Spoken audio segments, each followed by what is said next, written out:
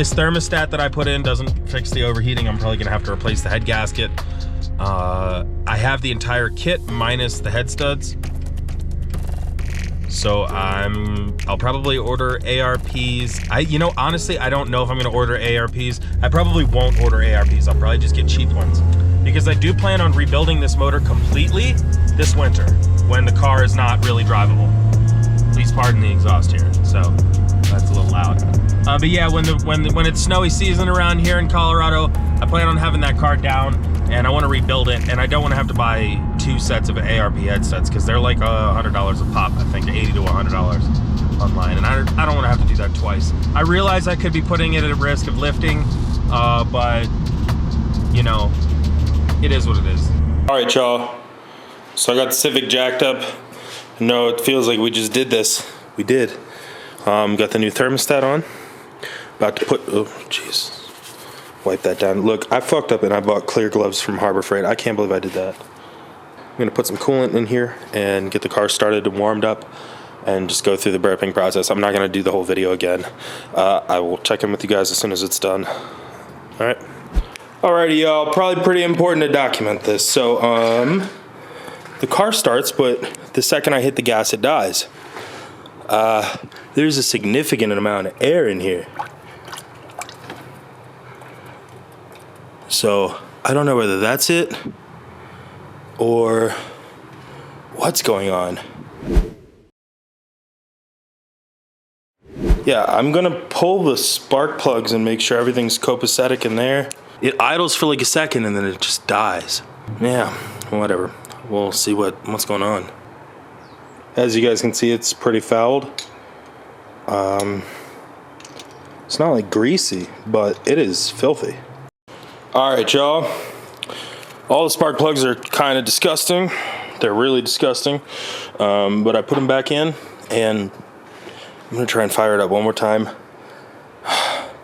Just don't feel like it's the spark plugs. I feel like it just wouldn't start as well if it were the spark plugs. Seems like it's a fuel thing to me. It seems like my fuel pump might have shit the bed.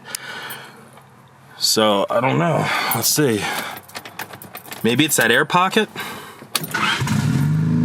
See? Second I hit the gas.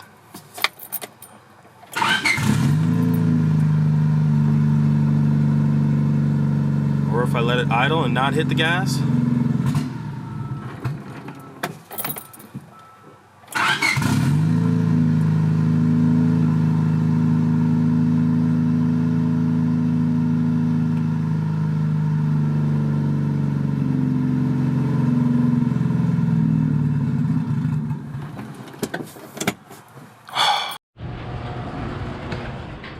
Alrighty, got some new spark plugs. They're all gapped, pre-gapped to 0.028. So I'm just gonna throw those in and that'll be that. Let's see what's up. Cross your fingers.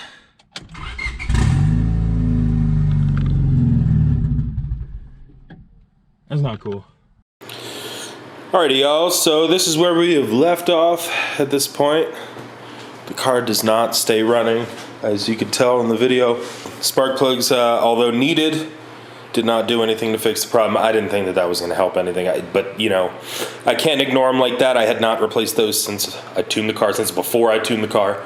So there's that.